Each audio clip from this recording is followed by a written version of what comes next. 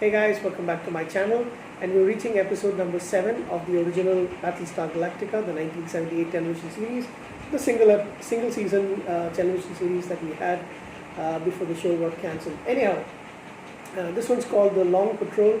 It's very similar in some aspects to the previous episode, which is The Lost Warrior, but instead of Apollo being lost and stranded on a planet, at this time it is now Starbuck who is lost. So apparently, I was reading some of the information about this particular episode from one of the fan pages and the wiki pages, and apparently these two episodes were actually shot together at the same time, with one focus being on Apollo, the main lead, and the other episode on Starbuck, who is the other main lead. So the Galactica has now reached the edge of a asteroid dust, and they go through a void and they reach another galaxy. I don't think they actually mention which galaxy this is, but it's they have left the galaxy of their 12 colonies behind, which I find kind of odd. I was surprised that they would actually travel to another galaxy, but yeah, that is where they actually go. And they decide to send out there is a new prototype Viper, which doesn't have the in order to keep the Viper as light as possible, they had to forego the weapons phaser basically, and instead they have another device which is on there, which is an automated piloting system called Cora, C-O-R-A. And those of you who are fans of Knight Rider, please remember that Glenn A. Larson created both this Battlestar Galactica series as well as Knight Rider, and he liked the interface so much that he used that with the horizontal bars that go for whenever the computer starts to talk. For Cora, he just put it into KITT and put a male voice instead. Knight Rider, another awesome series by Glenn Larson. Starbuck is the one who is actually volunteering to go on the maiden voyage and test out this particular prototype. So as a reward, being this could be a death, this could be a one-way mission, he is given a free night on the Rising Star with all the luxuries and amenities that comes with it. So he and Cassiopeia book a room. Unfortunately, unknown to them, Athena also decides to go and give him a visit. She's worried about the fact that this may be the last time that they spend time together. So Starbuck has to now juggle both women in two different rooms. He spends almost all of his money, whatever he's got left, with a waiter, giving lavish dinners to both Cassiopeia and Athena. And in the end, he is called to head out for the mission as quickly as possible. So good thing for him, he actually, the women do find out, because he gives each of them a star from his collar, and they run into each other and they both realize that he's been two-timing them. Dehumanizing Starbuck. Anyhow, Starbuck goes on his mission. There are no weapons, so the ship can go much faster than any Cylon Raider or any other Viper. So he actually gets knocked out a little bit. Finally, what happens is he finds a Millennium Starfighter chasing a small cargo shuttle, and he decides to go in aid of the shuttle because it's no match for the Starfighter. I don't know actually who's in the Starfighter. It looks like, it's initially he doesn't know who is in the Starfighter, but he decides to go to help of the small cargo shuttle and distracting the Starfighter, and then he sees that the cargo shuttle lands on a planet, and he joins them, and the Starfighter pilot, whose name they initially don't mention, but he's called Robert, and he tells him that he's actually just taking farm equipment. However, when Starbuck investigates, he finds that it's cases of 500-year-old or Yaren-old ambrosia. So he realizes that he's actually a smuggler. The smuggler gets the upper hand on Starbuck and knocks him out, and then steals Cora, the Viper, and heads out to a planet called Proteus. Starbuck comes to and then tries to go, follow Cora, and the smuggler, but however he is caught by the starfighter and forced to land down, and he is taken to they believe that he isn't the original smuggler, but they think he's a bootlegger, and so they put him inside a prison barge, which prison building, along with several other prisoners. Now, interesting thing about this particular settlement on Proteus, they believe he's guilty of bootlegging. They put him in a cell and they give him the name Bootlegger 137. Okay, why 137? Because all the inmates of the prison are descendants of the original criminals.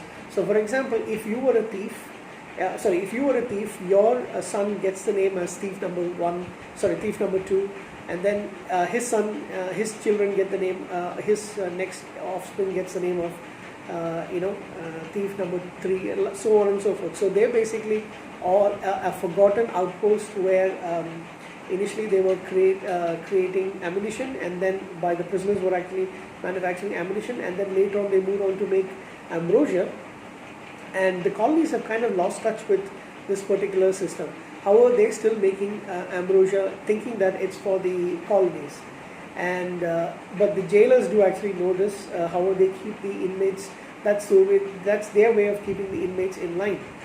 And interesting thing, these criminals all have accepted. I mean, these inmates have accepted the fact that they are going to be labeled criminals, and they may do their work. They manufacture ambrosia, and as a reward for their work, they're given bottles of ambrosia which they thankfully drink in their cells. Starbuck maintains that he's an innocent man, but then they tell him that that's what any criminal will actually say, and he finds out that to his surprise, he finds that each of the other inmates are actually descendants of the original criminals. So there is an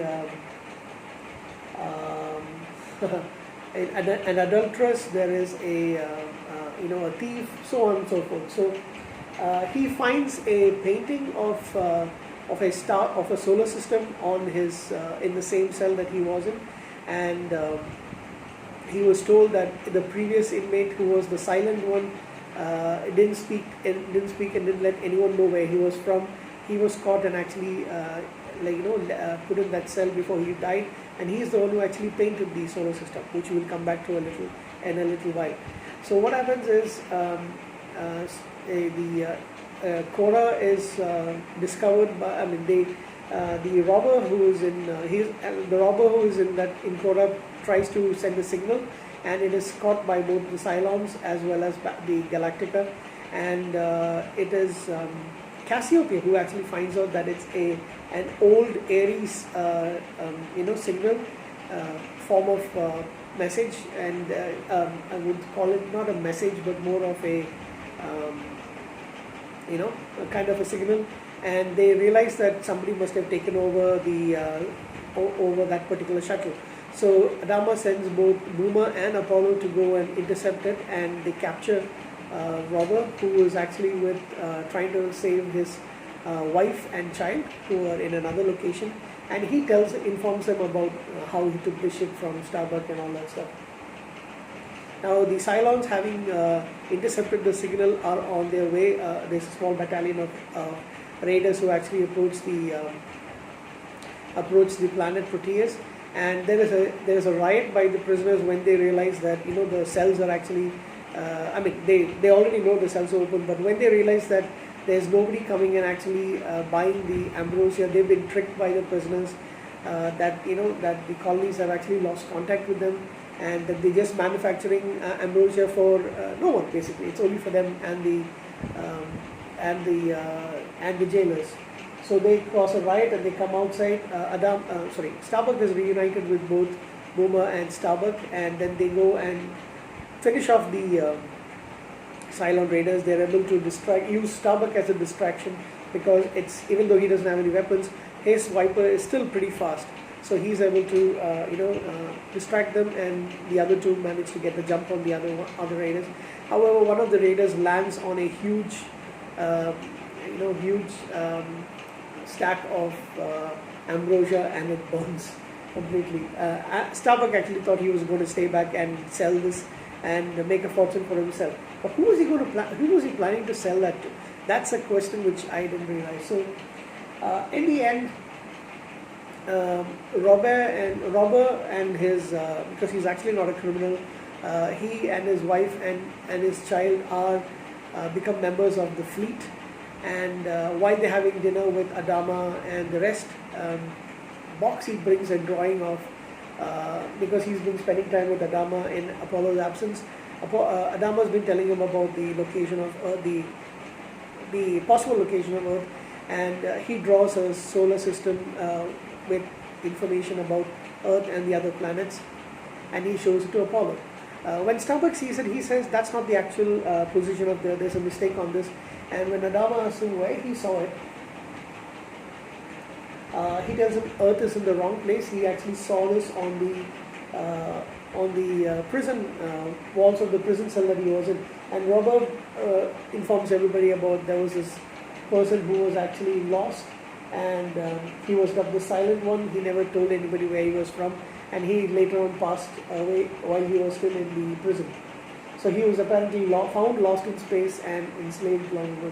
So Adama wonders if this man who's long dead was either from Earth or had actually found Earth. We don't really know who he is. But that's interesting. There's a couple of, there's that particular plot that's actually shown in the reboot BSG as well. So that's a very interesting thing.